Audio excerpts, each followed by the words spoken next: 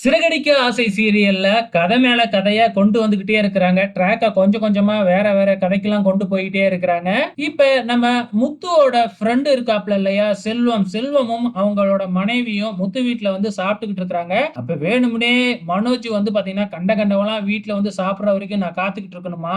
எனக்கு பசிக்குது நான் சாப்பிடணும் அப்படிங்கிற மாதிரி வேணும்னே அவங்க காதுல கேட்கிற மாதிரி இங்க பேசிக்கிட்டு இருக்கிறாப்ல. இத கேட்ட உடனே நம்ம முத்துவுக்கு பயங்கரமா கோவம் வருது. இருந்தாலும் மனோஜ் கிட்ட போய் ரொம்ப சாஃப்ட்டா சொல்லி பார்க்குறாங்க. ஆனா மனோஜ் வேணும்னே பேசுறது நல்லாவே தெரியுது. இதனால செல்வமும் அவங்க பொண்டாட்டியும் எழுந்திரிச்சு கோவிச்சுக்கிட்டு அங்க இருந்து போயிடுறாங்க. அதுக்கப்புறம் முத்துவுக்கு பயங்கரமா கோவம் வந்து மனோஜ இழுத்து ஸ்டேஜ்ல அங்க டேபிள்ல உட்கார வச்சு சாப்பாடு, தோசை எல்லாம் எடுத்து வேணும்னே மனோஜ் வாயிலேயே திணிக்கிறாப்ல.